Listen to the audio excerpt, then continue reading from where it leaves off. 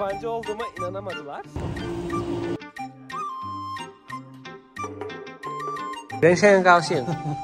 Eminim siz de benim gibi daha önce böyle bir mimari eserle karşılaşmadınız arkadaşlar.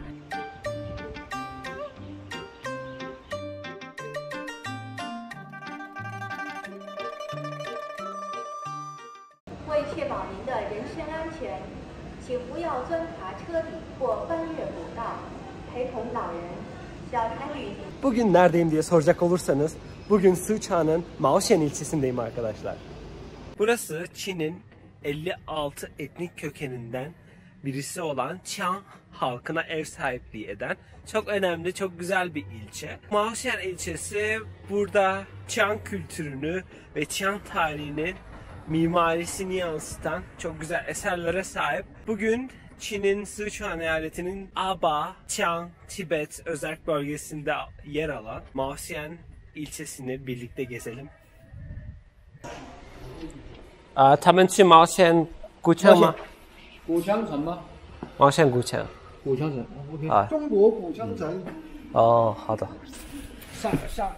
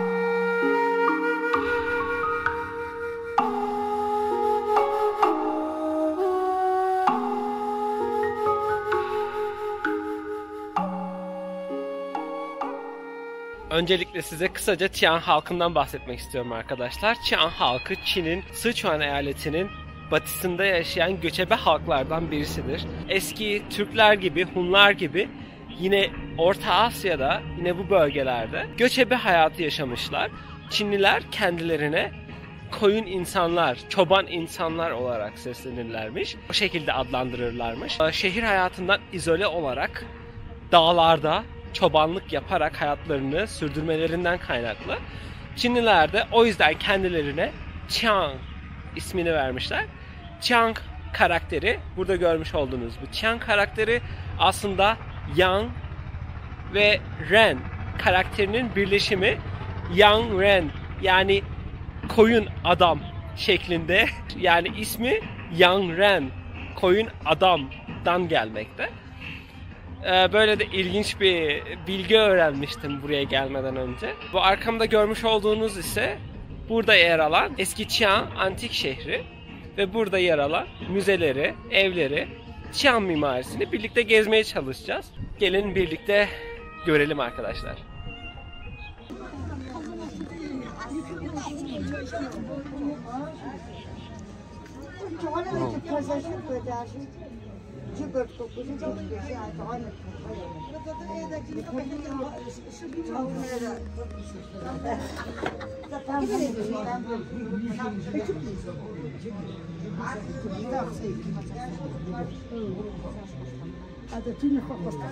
不好意思，你好，他们是什么？你们在干什么？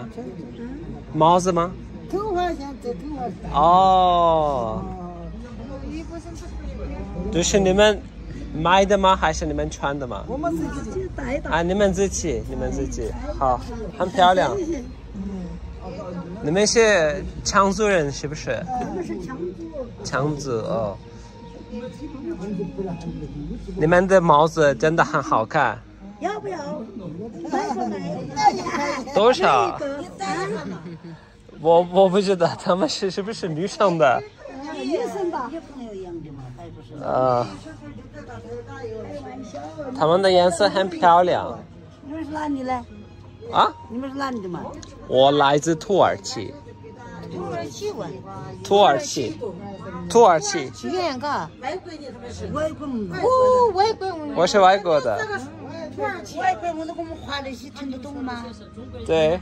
你是外国的土耳其那个地方？对，外国的土耳其，不是中国的。中文说的好好。好，谢谢。哎，他肯定普通话说的挺好。谢谢。儿啊，看四川耳机的。你们自己的强话怎么说？你好。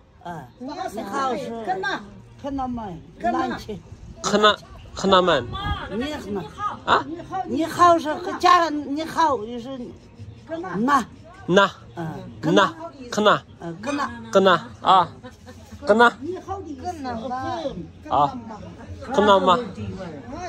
吗？昨天子来过吧？来啊？你昨天子这来过吗？对。昨天子都来过。昨天子都来过。好的，谢谢，拜拜。拜拜。 Yabancı olduğuma inanamadılar. Sonra benim nasıl bu kadar iyi Çince konuştuğumu falan sordular. Gerçekten çok ilginç, çok farklı, çok renkli.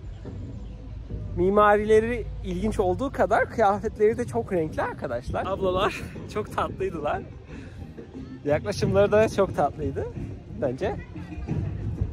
Şimdi Xi'an antik şehrine giriş yapıyorum arkadaşlar.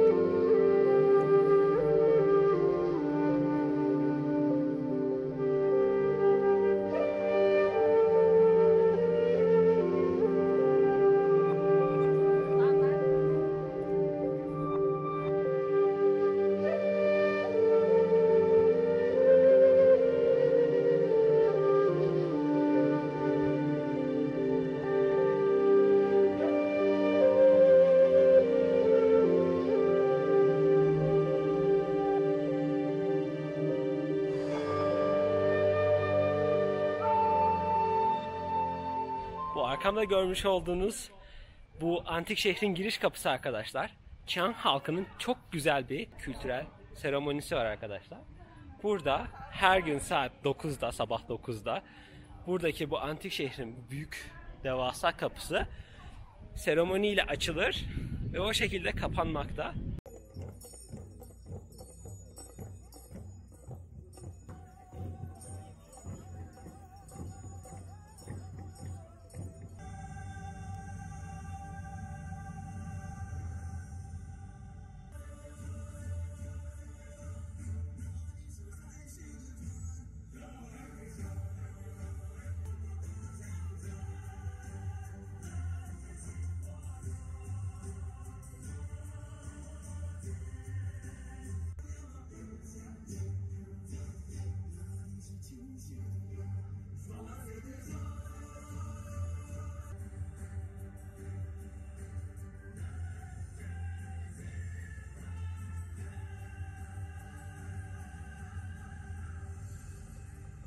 Kendilerinin böyle bir yerel kültürü var burada. Şimdi içeri gireceğim.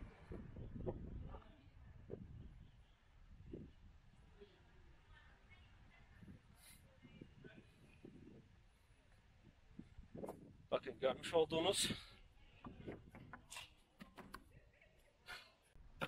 yaklaşık 15 metre uzunluğunda büyük bir kapı.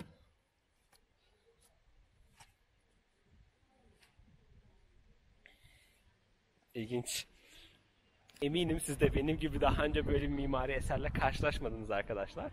Bunun arkasında yatan en büyük nedenlerden birisi Sichuan eyaletinin Aba, Tibet, Tian özerk bölgesinde sık sık gerçekleşen depremler Biliyorsunuz yakın zamanda 2009 yılında ve 2017 yılında yine bu bölgede çok büyük depremler gerçekleşmişti. Buradaki halk da bizim gibi Türkler, eski Türkler gibi göçebe olarak yaşıyordu. Ancak burada yaşanılan, çok sık yaşanılan depremlerden ötürü bu halk burada sağlam binalar, sağlam yapılar inşa etmeye başladılar.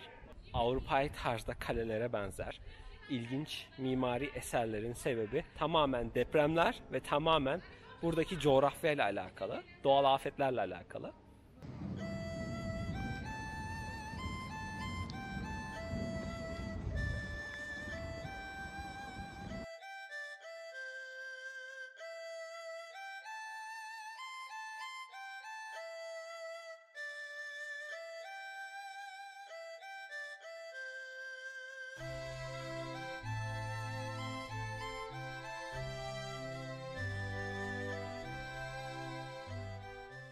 Burada bizi karşılayan eski Tian halkının kıyafetleriyle süslenmiş bal mumu heykelleri.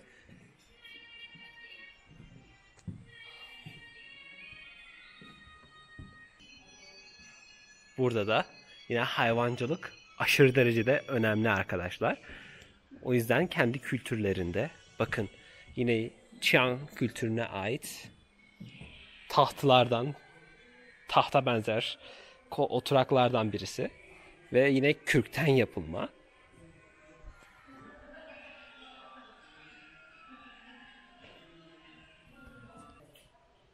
Taşların üzerine oyulu.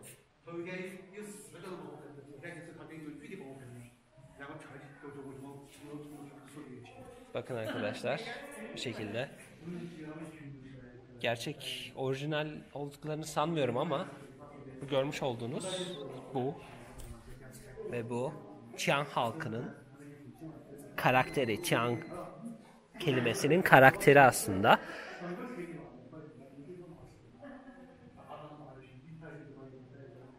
Bu arkasında görmüş olduğunuz bu taşlar yine dağların yüksek noktalarında yer alan kayalıklardan düşmüş olan taşlar ve bu taşlarla buralarda çimentosuz taş dizilimiyle binalar oluşturmuşlar.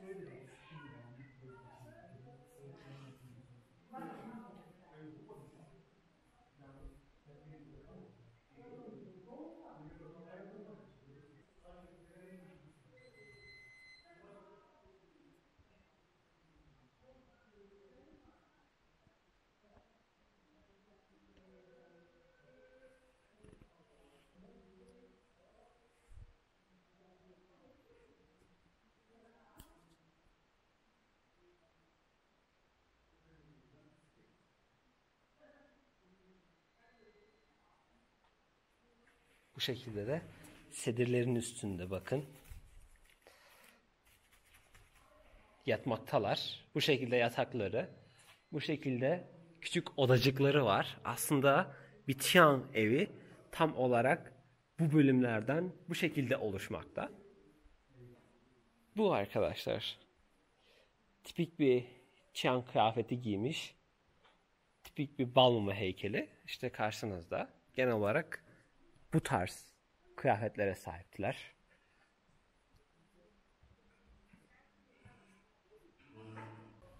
Biraz Vikingleri andıran özellikleri var. Hayvancılığa ve tarıma olan ilgileriyle birazcık daha farklılar ama yine de benzer noktaları olduğunu söylemem lazım.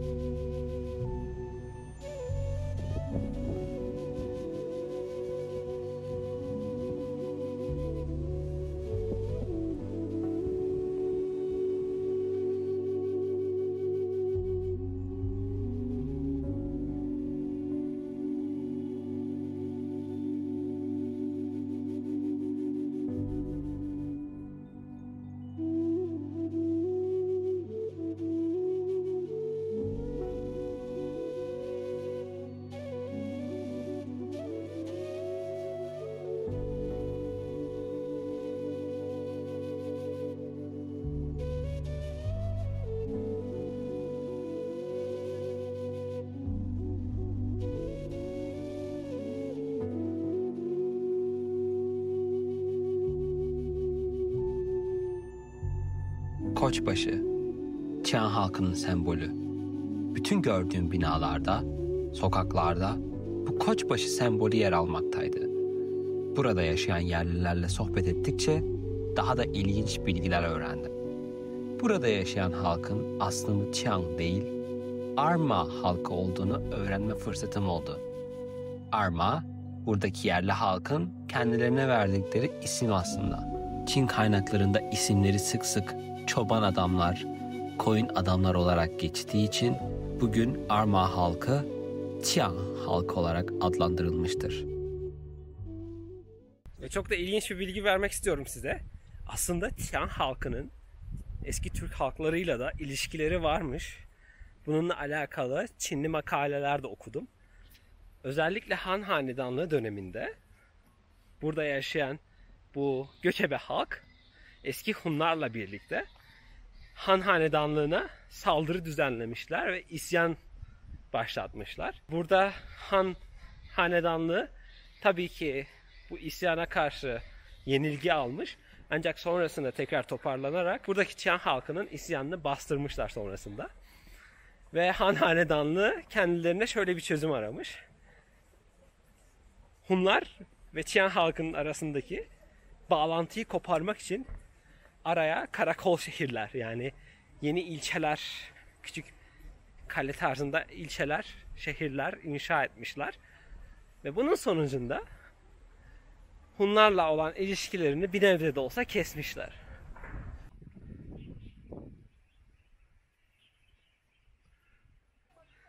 Eski Çiyan halkının, antik Çiyan halkının yaşadıkları çadırlar bu şekildeymiş arkadaşlar. Bu şekilde odunların üzerine çamur ve çamurla birlikte bu şekilde otlar kullanarak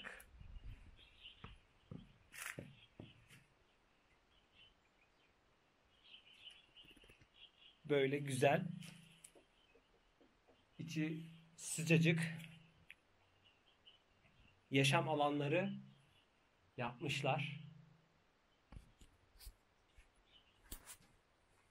Aslında antik Çiyan halkı bu tarz, bu arkamda, bu içinde bulunduğum çadırlarda yaşamışlar arkadaşlar.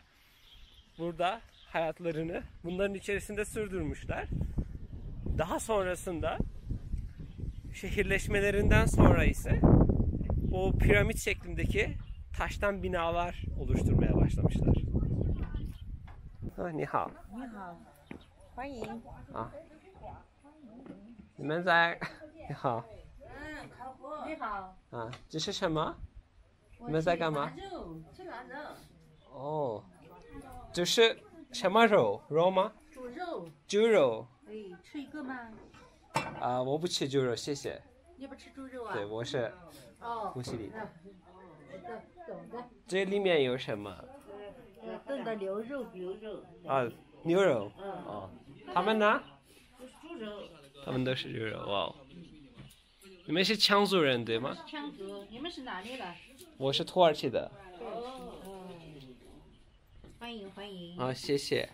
那你们叫自己的什么？我羌是在应该是在中文历史上说的。哎。你们自己说什么？我们自己说日满。日满。日满。日满，对，日满。嗯。不是阿尔玛对吗？日满。阿尔玛。阿尔玛。阿尔玛人嘛。阿尔玛人啊。哦，好的，谢谢。看后面。啊，谢谢。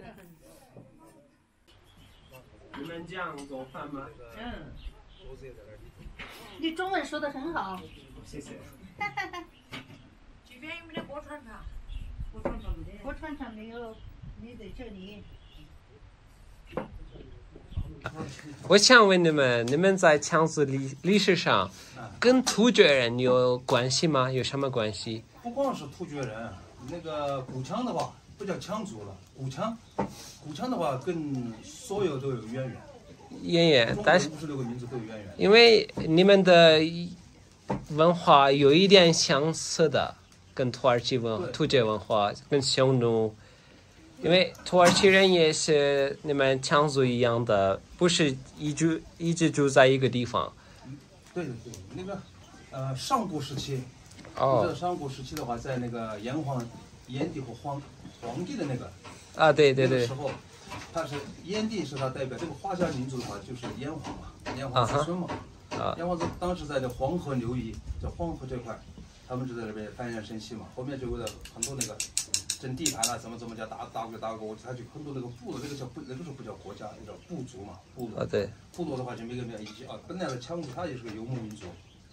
游牧民族我一部分就是现在生活在岷江流域的这支羌，他就从那个黄河流从西北高原迁徙过来，就被前堵后追，就是前面有人堵，后面有人追，就反正是一直就战争就喜欢打仗的这么一个民族嘛。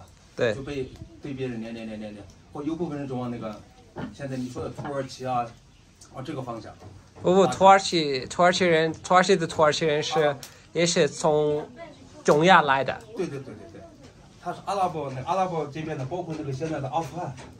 不是。为什么他那个阿富汗那个头盘你知道吗？对。他那个蓝的那个围的头盘，就是这边的那个图们这个偏区的，他们都是围的这个。你们的民族本来是跟哪个民族关系的？更近的西藏人吗？还是阿富汗人吗？印度人吗？这个怎么说呢？反正因为这个民族的话，它是没有文字记载嘛。那么就只有通过这个三星堆，通过这前面有个银盘山文化，包括这些地方的文化就出来很多东西，但是它的文字已经失传了。但是说的这个文字不是失传，是已经融入到各个民族的那个文字里面去了。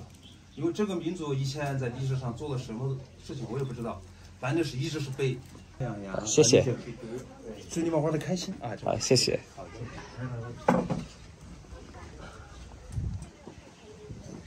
Az önce konuştuğum kişi yine Tibet-Aba özel bölgesinde yaşayan Tibetli halklardan, Tibetli kişilerden birisi. Kendisi bana buranın tarihiyle alakalı bazı bilgiler verdi arkadaşlar. Yine buradaki Çiyan halkının birçok farklı dini var. Ben eski Türk hanedanlarıyla ya da eski Türk halklarıyla bir ilişkisi olup olmadığını sordum. Türklerle bir benzerliklerinin olmadığını söyledi. Sadece bazı ilişkilerde, bazı alışverişlerde bulunulmuş. Onun dışında bakın arkamda görmüş olduğunuz yurt bizim Orta Asya'da Türk halklarımızın ve tarihte eski Türklerin kullandığı yurta benzer çadırları. Bana anlattığına göre buradaki az önce gösterdiğim o koni şeklinde olan çadırlar 1000 yıl önceki, 1500 yıl önceki çadırlarıymış. Bunlar sonraki kullandıkları çadırlar savaş döneminde bir yerden bir yere gittiklerinde. Hello. Hello.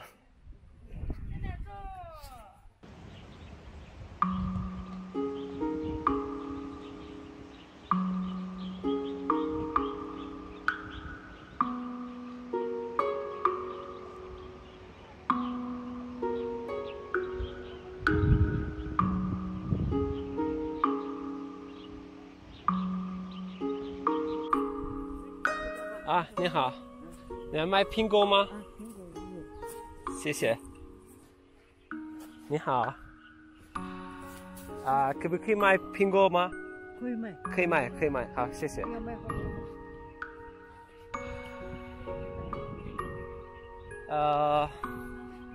Burada dilediğiniz gibi elma bahçelerinden elma satın alabiliyorsunuz. Buradaki elmaları gördük az önce ve biraz satın almak istedik.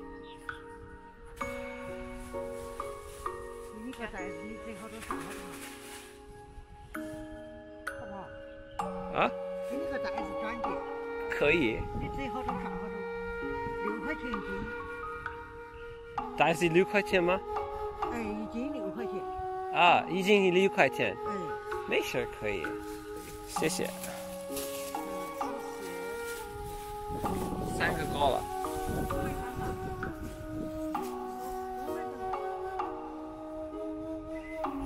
Az önce elma bahçesinden elma aldım arkadaşlar. Burada yine yol kenarında Çiyanlı hanımefendiler burada elma satıyorlar. Ağacından direkt elmamızı yiyorum.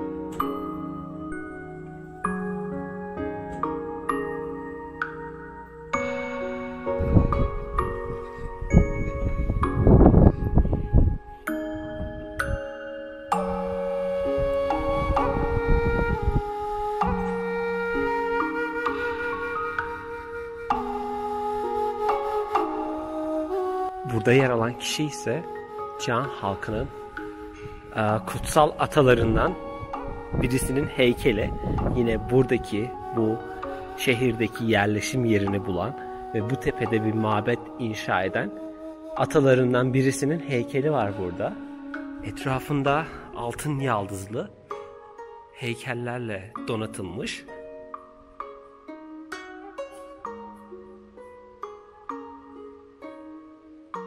Sanki çok farklı bir dinde, çok farklı bir tapınak gibi arkadaşlar. Ki burada Çian halkı yine atalarına bu şekilde tapınmaktalar aslında. Bakın burada görmüş olduğunuz bu kısımda.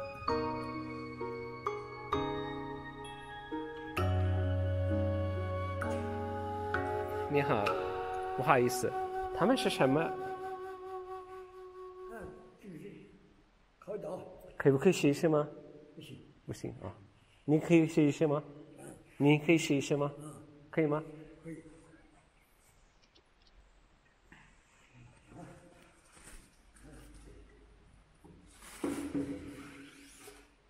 哇哦！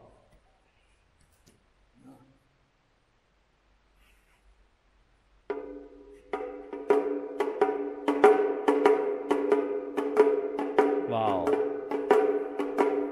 他们很漂亮，他们很漂亮。啊，对。哦，哦，你的衣服也很漂亮。漂亮。谢谢。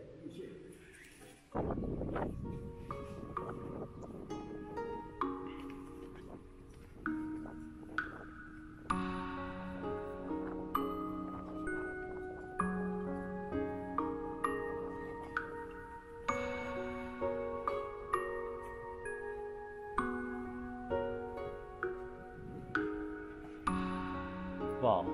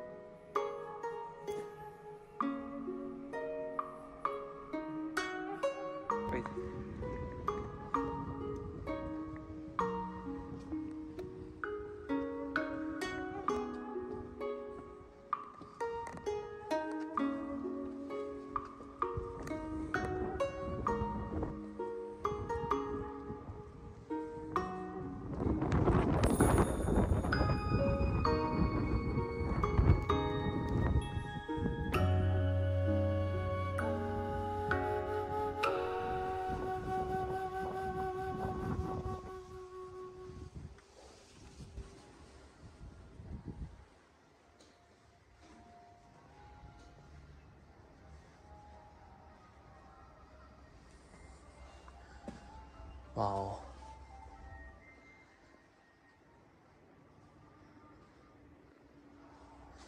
Bakın arkadaşlar. Yine burada Çian halkının kutsal atalarından birisinin heykeli. Ve tepesindeki boynuz sanırım Çian halkının tanrı figürlerinden yine birisi karşımızda. Az önce konuştuğum Tibetli bana anlatmıştı. Yine Çian halkının da kendilerine ait inançları var. Tıpkı bizdeki eski Türklerdeki gök tanrı inancı gibi. Onların da kendi tanrıları olmalı ve buradaki heykel yine buradaki koçla birlikte bu Çian halkının figürlerinden birisi haline gelmiş. İnançlarından birisi haline gelmiş olmalı. İçerisi çok geniş, büyük bir avluya sahip.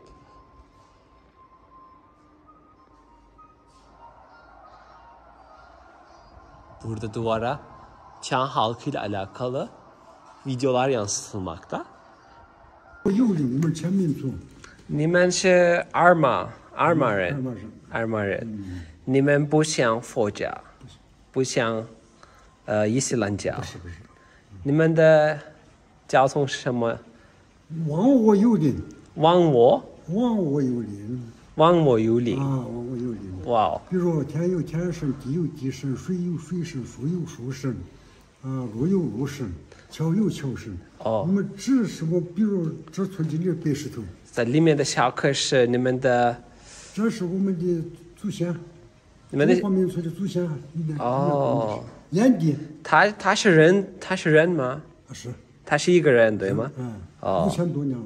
5000多年了，我们的祖先理解了。杨皇，杨皇，他的名字杨皇，不是，他是神农，乾隆，乾隆神农皇帝，是的，乾隆，对，我知道乾隆。有神论，有伏羲，有宣言，3皇嘛。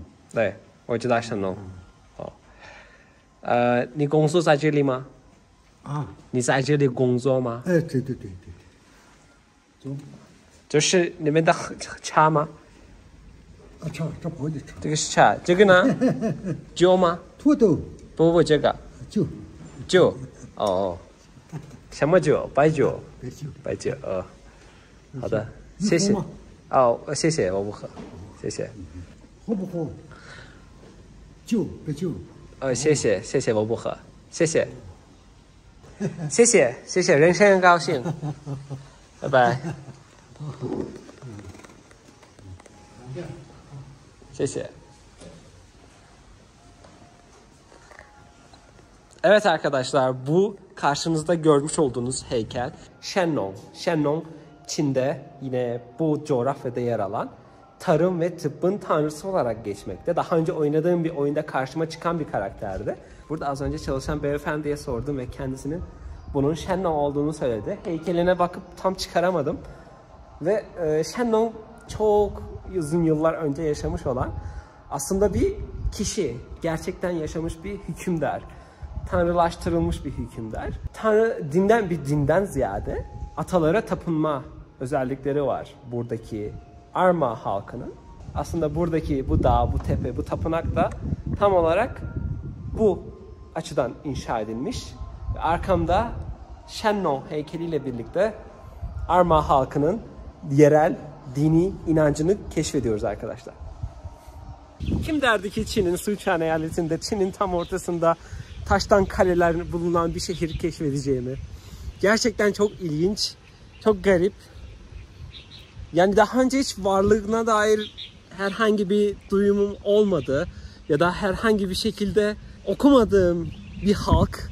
Gerçekten çok farklı bir halk. O yüzden çok şaşırıyorum aslında. Gerçekten farklı kültürleri var ve yeni bir gezegen keşfediyormuşsunuz gibi bir his veriyor size. Gerçekten muhteşem.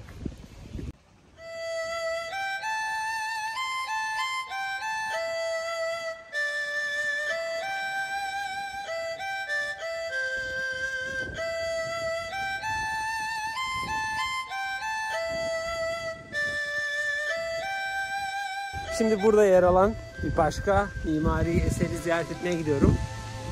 Diallo isimli bir kule var. Şimdi birazdan o kuleyi ziyaret edeceğim arkadaşlar. Ve tahmin edin bu kule tam olarak neye benziyor?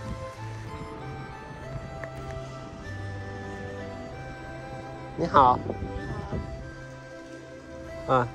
你们在干嘛？这个？哎呦，你草鞋，这是草鞋。哦，草鞋啊。这是不穿的。鞋子。鞋子。哦。鞋子，这个是鞋子哈。哦。草鞋，热乎天穿的。很漂亮。漂亮。走一转说。你们买吗？还是你们自己用？自己热乎天自己穿的。你自己穿的？自己穿的就不起巨行。哦，谢谢，拜拜。拜拜。来，再见。拜拜。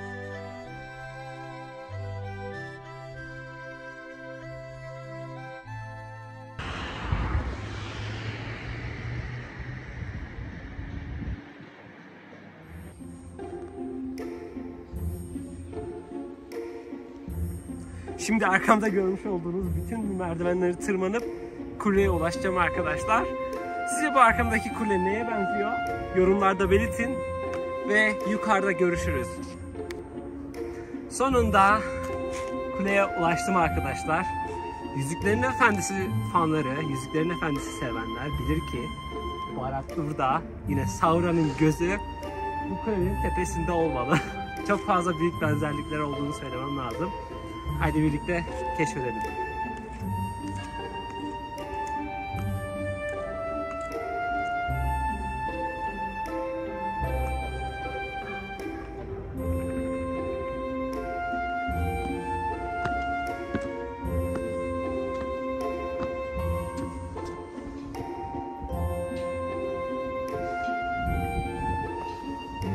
Ne yazık ki kulenin içerisine giriş yapamıyorum. Bütün kapıları kapatmışlar. Büyük ihtimalle saatin geç olmasından ötürü. Size bu şekilde buradaki bu ilginç kuleyi de gezdirmek, göstermek istedim. Çünkü bir Yüzüklerin Efendisi hayranı olarak tamamen Barad-dûr kulesine, Sauron kulesine benzediği için buraya gelmek istedim. Umarım siz de benim kadar beğenmişsinizdir. Birazdan tekrardan bütün o merdivenleri aşağı ineceğim. Burada da size küçük bir manzarayla baş başa bırakıyorum. Görüşürüz.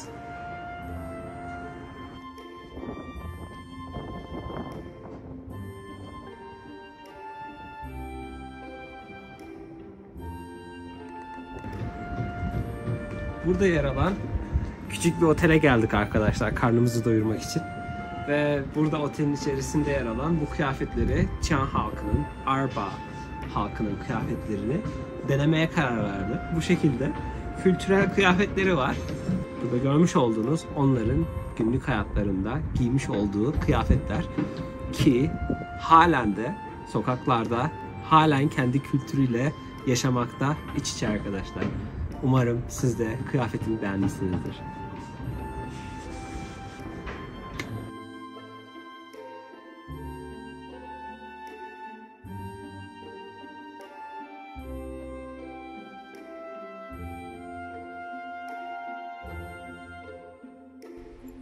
Tekrardan gelmiş olduğumuz Mao Shen tren istasyonuna döndük. Umarım sizlere de buralara gelmek kısmet olur. Bugünlük videom bu kadar.